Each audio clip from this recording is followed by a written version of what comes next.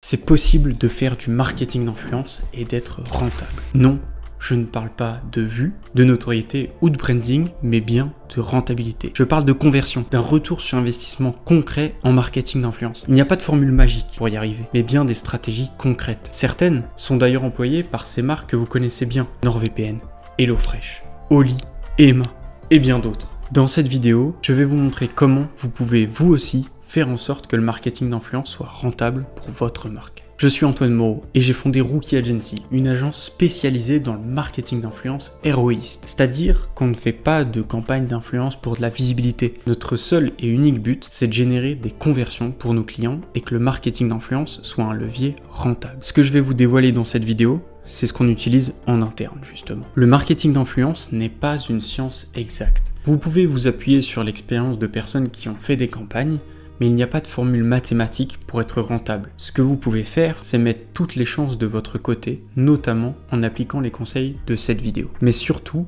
testez.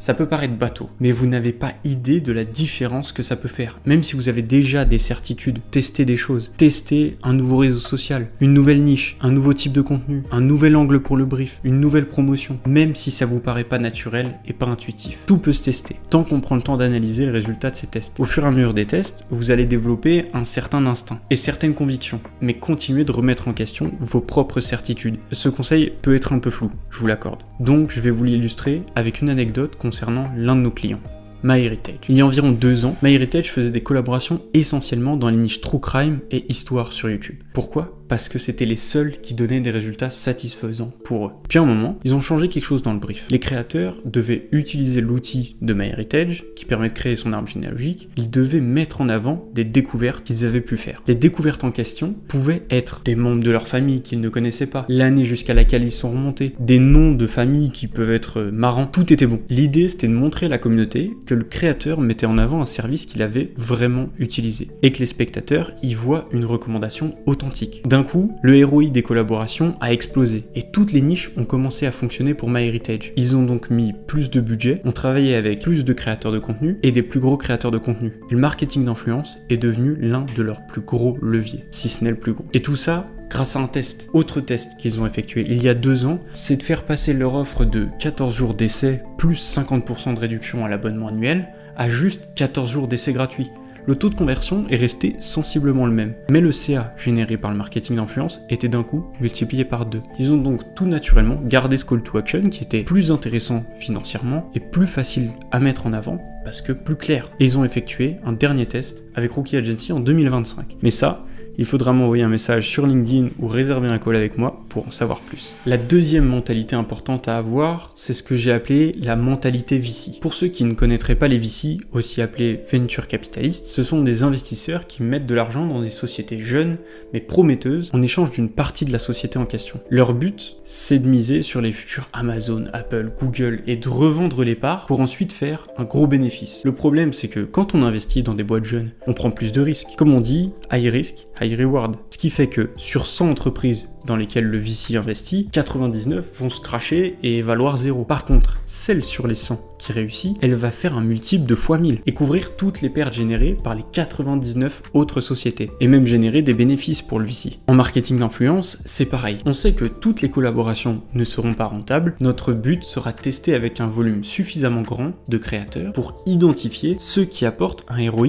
intéressant. On reste dans le test and learn bien sûr, mais là où la mentalité VC va plus loin et là où on va vraiment pouvoir générer du ROI, c'est en capitalisant sur les créateurs qui sont rentables. Quand vous avez fait vos tests et que vous avez travaillé avec, par exemple, 20 créateurs, analysez les résultats et renouvelez les collaborations avec les influenceurs qui vous ont apporté de bons résultats. On va chercher à créer un lien fort avec eux et travailler avec eux régulièrement.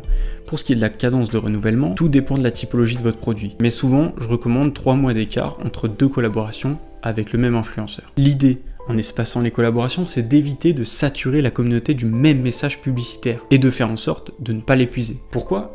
Parce qu'on veut pouvoir continuer de travailler avec ce même créateur sur des années. Du coup, on va éviter de faire un matraquage trop intense. Si je prends l'exemple du youtubeur Vision, Par exemple, Oli travaille avec lui depuis 2023 et depuis, ils ont fait un total de 11 collaborations ensemble. Ou encore Amixem qui travaille avec NordVPN depuis 2021 pour un total de 37 collaborations. Et ces deux relations continuent. Du coup, pour ces marques, c'est tout bénef. Elles ont l'habitude de travailler avec ces créateurs, donc les process sont fluides et elles savent qu'elles auront un ROI intéressant. En plus, si on travaille avec un créateur à l'année et qu'on s'engage sur plusieurs collaborations, on peut négocier un package avec un tarif plus intéressant par contenu. Donc en résumé, on teste plein de créateurs, on renouvelle ceux qui sont rentables, ceux qui ne sont pas rentables, on arrête de travailler avec. De cette mentalité, on peut découler un critère essentiel dans la sélection des créateurs. Parce que, comme je l'ai dit en début de vidéo, d'autres marques ont cette mentalité vicie et renouvellent les créateurs rentables. Du coup, si vous voyez qu'un créateur est souvent renouvelé et que vous savez que cette marque a un objectif de ROI, c'est un signal très positif pour vous. Ça veut dire que cette marque est rentable avec ce créateur. Quand c'est possible, je vous invite donc à regarder l'historique de collaboration du créateur et surtout à regarder le taux de renouvellement des collaborations. Chez Rookie Agency, c'est un critère qu'on regarde beaucoup et qui peut vraiment faire la différence. Pour deux créateurs avec le même nombre de vues dans la même niche, si on voit que le taux de renouvellement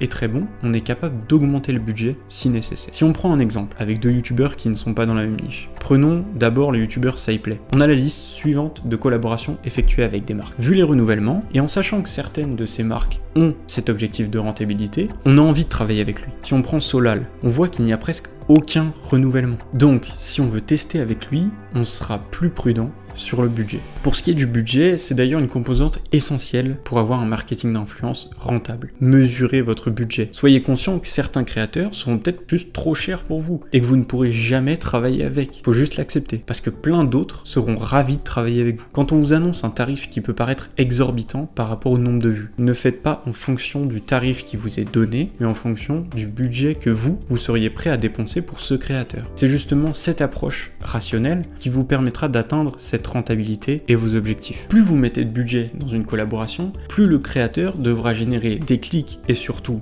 des ventes pour que la collaboration soit rentable pour vous. Par contre, on va être honnête, ça va être compliqué pour certaines niches. Je pense notamment au secteur de la beauté, où beaucoup de marques dépensent en marketing d'influence. Ce qui fait que, naturellement, avec la concurrence, les prix montent. Si vous êtes dans ce cas, bon courage, parce que vous commencez le marketing d'influence en mode difficile. Petit tips supplémentaire en ce qui concerne la rémunération. Même si le fixe reste le modèle de rémunération par défaut, vous n'êtes pas obligé de passer uniquement par ça. Il existe d'autres modèles de rémunération qui vous permettront de mesurer plus facilement le budget et d'avoir une approche pragmatique. On peut convenir d'un CPM, c'est-à-dire un coût pour 1000, et ensuite vous payerez uniquement pour les vues effectuées dans les 30 jours suivant la publication. On peut même y ajouter un maximum pour éviter de payer trop cher. Par exemple, je peux m'accorder avec un créateur sur un CPM de 25 € avec un cap à 100 000 vues. Et en fonction du nombre de vues effectuées sur 30 jours, je vous mets des exemples de ce que ça représente comme budget pour moi. Et là, je suis clairement plus content que si j'avais payé 2000 € de fixe. Parce que si la vidéo performe bien, le créateur est récompensé, et si elle fonctionne très bien, pour moi, c'est génial. Par contre, si la vidéo performe moins bien, le créateur est moins rémunéré. Je limite donc mon risque et je donne une vraie motivation au créateur de faire une vidéo qui fonctionnera très bien.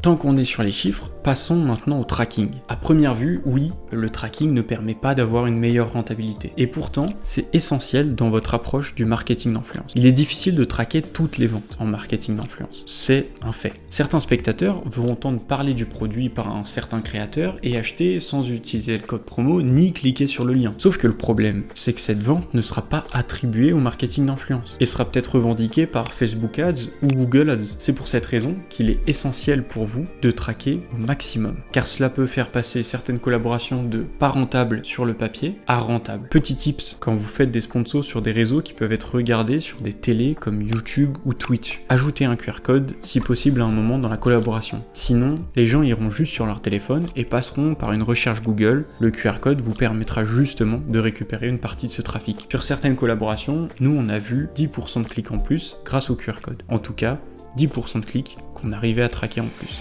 Pour être rentable en marketing d'influence, il ne faut pas seulement bien choisir les créateurs, il faut aussi bien choisir les formats. Il y a deux aspects à prendre en compte. D'abord, le type de consommation de contenu et ensuite la friction. Pour le type de consommation de contenu, on va distinguer deux contenus. Le contenu consommé de manière passive au contenu consommé de manière active. Les formats courts du type YouTube Short, Reels, TikTok sont consommés de manière passive. Les gens ouvrent l'application et font défiler les vidéos les unes après les autres en se laissant bercer par ce que l'algorithme leur propose. Par contre, si on prend Twitch, YouTube, les stories, que ce soit sur Instagram ou Snapchat, là, on choisit ce qu'on veut regarder, que ce soit suivre une personne en particulier ou regarder du contenu sur un sujet précis. Et déjà, ça fait une différence. Les gens étant dans une démarche plus active sont plus susceptibles d'agir quand on leur présente une recommandation commerciale. Pour ce qui est de la friction, comme vous le savez sûrement, sur Internet, dès qu'il y a de la friction, vous perdez des gens. Dès qu'il faut faire un clic de plus, dès qu'il faut remplir une case, dès qu'il y a une action supplémentaire, c'est de la friction et donc vous perdez des gens. Dans notre cas, pour minimiser la friction,